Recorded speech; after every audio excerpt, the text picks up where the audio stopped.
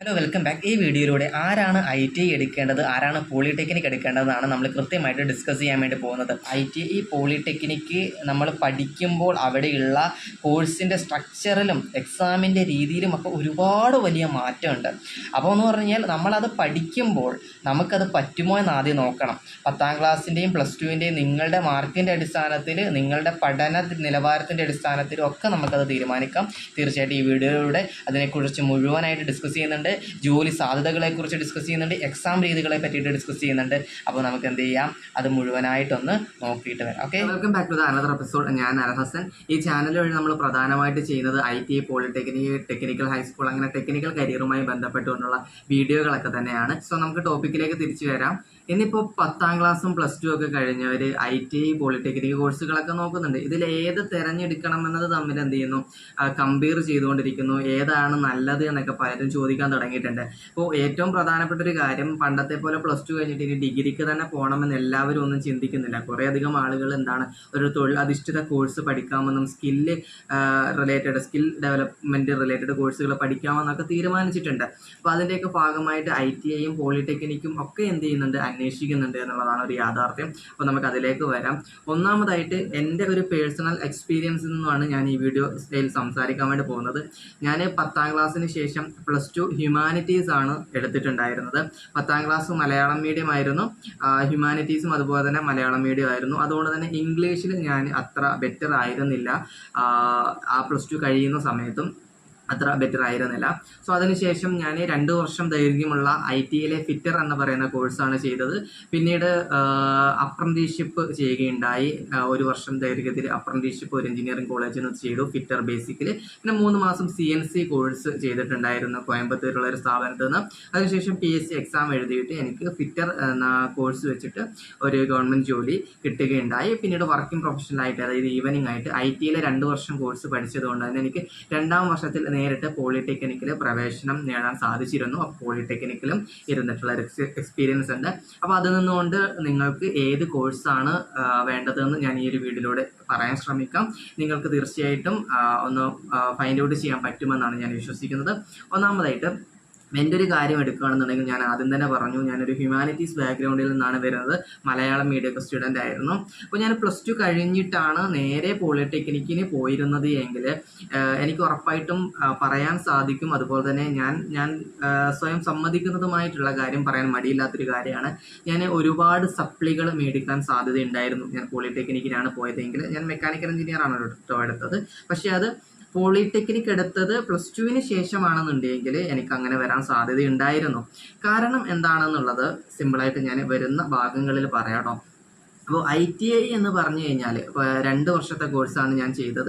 അപ്പോൾ അതുപോലെ തന്നെ പോളിടെക്നിക് ആയിരുന്നാലും 2 വർഷം കൊണ്ട് തന്നെ കഴിയുന്ന രീതിയിലാണ് ഞാൻ അഡ്മിഷൻ എടുത്തത്. അതൊന്ന് പറയാം, നിങ്ങൾ 10ാം ക്ലാസ് ക്വാളിഫിക്കേഷൻ വെച്ചിട്ടാണ് അഡ്മിഷൻ എടുക്കുന്നത് എങ്കിൽ 3 വർഷം കൊണ്ടാണ് നിങ്ങൾ എന്ത് ചെയ്യുന്നത്, പോളിടെക്നിക് കംപ്ലീറ്റ് ചെയ്യുന്നത്. 3 വർഷം എന്ന് പറഞ്ഞു കഴിഞ്ഞാൽ 6 സെമസ്റ്ററുകളാണ് ഉണ്ടാവുന്നത്. 6 മാസം വീതം, അല്ലെങ്കിൽ 5 മുതൽ 6 മാസം വരെയാണ് പോളിടെക്നിക്കിൽ ഒരു സെമസ്റ്റർ എന്ന് പറയുന്നത്. ഓക്കെ, അപ്പോൾ അങ്ങനെ നിങ്ങളത് കംപ്ലീറ്റ് ചെയ്യണമെങ്കിൽ 6 സെമസ്റ്ററുകൾ അഥവാ 3 വർഷം വേണം. പക്ഷേ ലാറ്ററൽ എൻട്രി എന്ന് പറയുന്ന ഒരു അഡ്മിഷൻ ഉണ്ട്.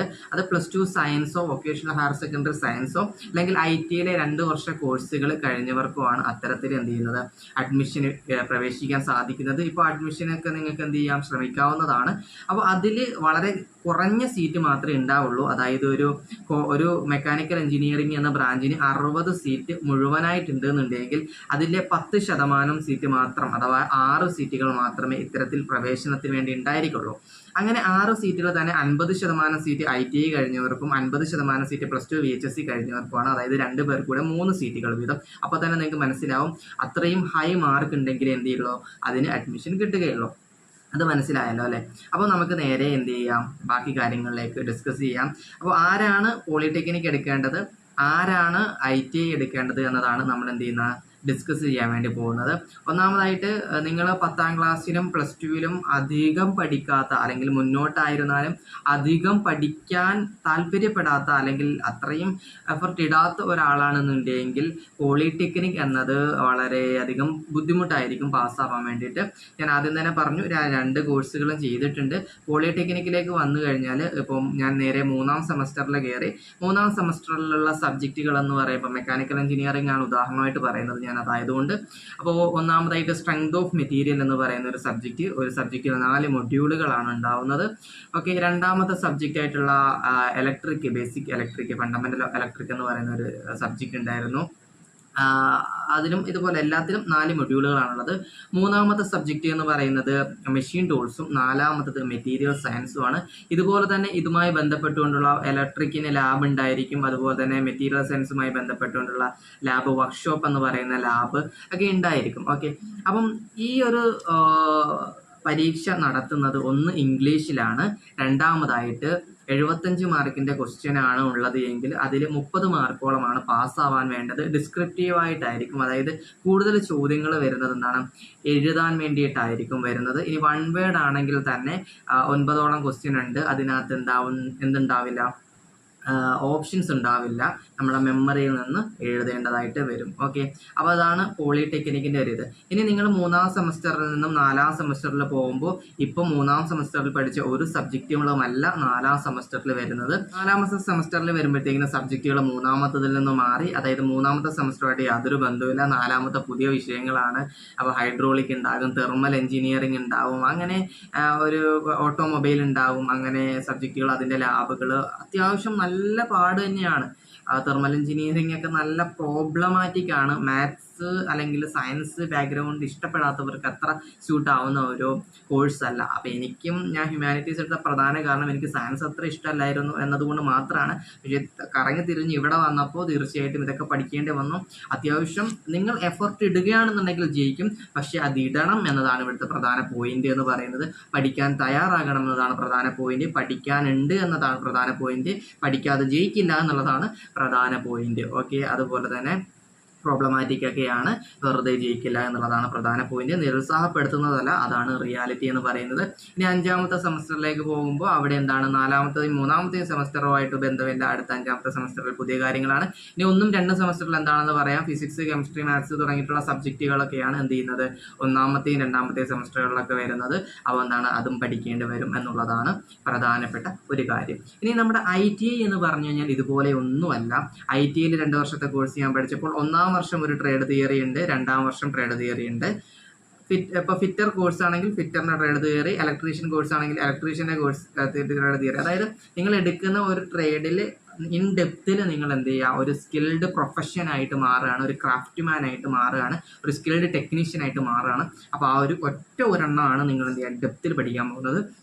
അതുകൊണ്ട് തന്നെ അതുപോലെ തന്നെ ട്രേഡ് തിയറിയിൽ ജയിക്കാനെന്ന് പറഞ്ഞു കഴിഞ്ഞാൽ മൊത്തം എന്താണ്, ട്രേഡ് തിയറിയിൽ മുഴുവനായിട്ട് ഉള്ള ക്വസ്റ്റ്യനുകളിനകത്ത് എന്ത് ചെയ്യും, ഭൂരിഭാഗം ക്വസ്റ്റ്യനുകളും ആ ഒരു ട്രേഡ് തിയറി പുസ്തകം ബേസ്ഡാണ്.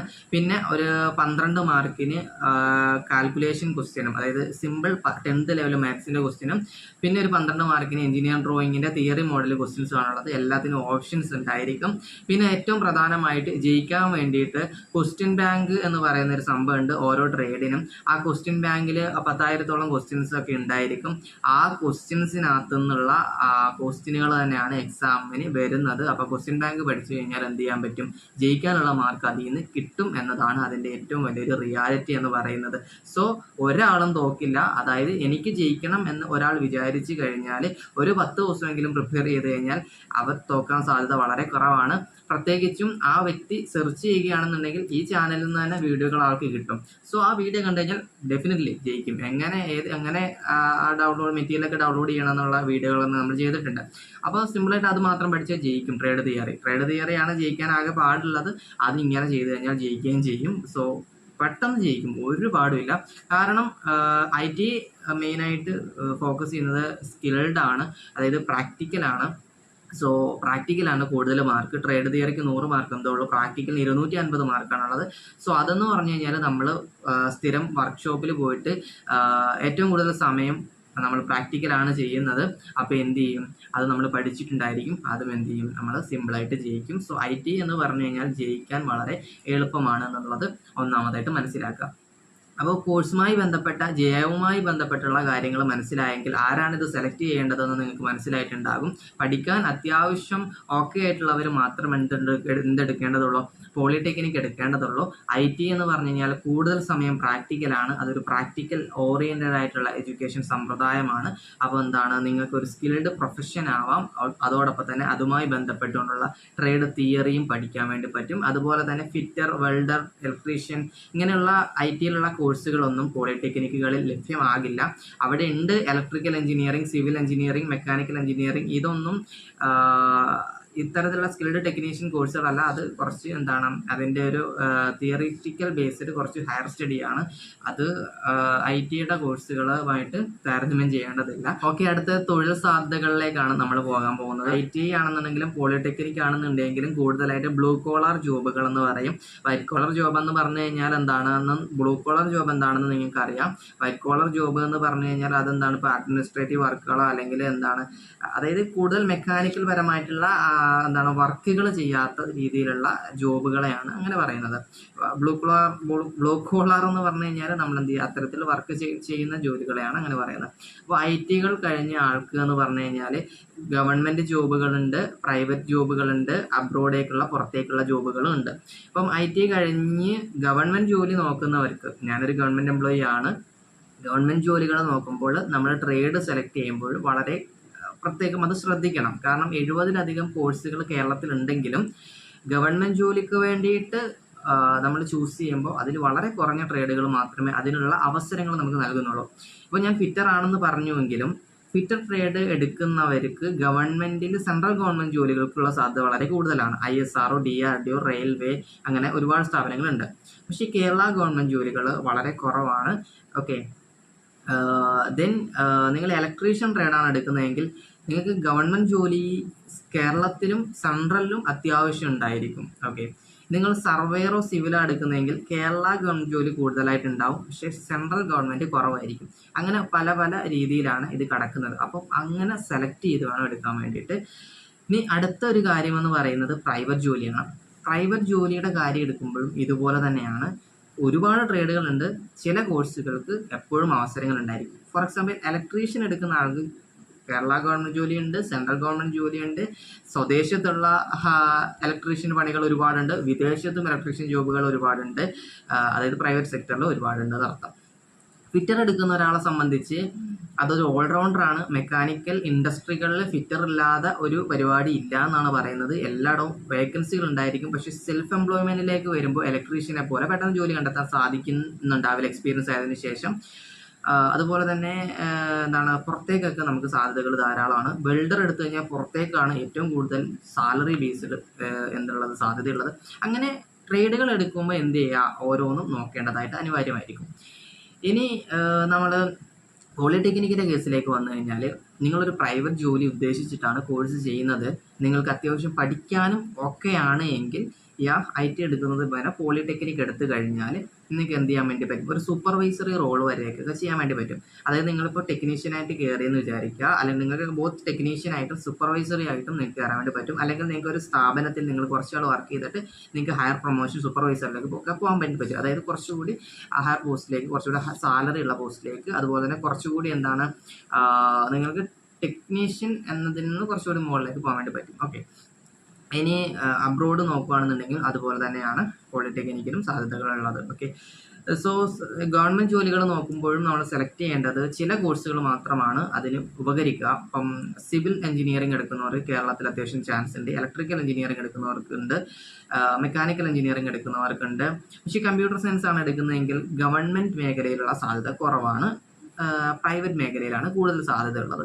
അപ്പോൾ ആ ഒരു രീതിയിൽ നമ്മൾ കൃത്യമായിട്ട് എന്ത് ചെയ്യുക, അത് നോക്കിയെടുക്കണം. എപ്പോഴും ഞാൻ പ്രിഫർ ചെയ്യുമ്പോൾ ഇലക്ട്രിക്കൽ എന്ന് പറയുന്നത് ഈ എപ്പോഴും ഇങ്ങനെ സാധ്യതകൾ കുറയാതെ ഒരു മെയിൻറ്റെയിൻ ചെയ്ത് ഇങ്ങനെ പൊയ്ക്കൊണ്ടിരിക്കുന്ന ഒരു വിങ് ആണ് ഇലക്ട്രിക്കൽ എന്ന് പറയുന്നത്. പക്ഷേ പഠിക്കാൻ കുറച്ചുകൂടി ബുദ്ധിമുട്ടുണ്ടാവും, അത് കുറച്ചുകൂടി പ്രോബ്ലമാറ്റിക് ആയിരിക്കും, കുറച്ചുകൂടി മാത്സ് അല്ലെങ്കിൽ ഫിസിക്സുമായി ബന്ധപ്പെട്ടുകൊണ്ട് കുറച്ചുകൂടി ഒരു ഇതുണ്ടായിരിക്കും. ഓക്കെ, അപ്പം ഞാൻ പറയാതെ പോയത് മെക്കാനിക്കൽ ഓട്ടോമൊബൈൽ എഞ്ചിനീയറിംഗ് എന്ന് പറയാം. ഓട്ടോമൊബൈൽ എഞ്ചിനീയറിംഗും മെക്കാനിക്കൽ എഞ്ചിനീയറിംഗും പലരും കമ്പയർ ചെയ്യുന്നതാണ്.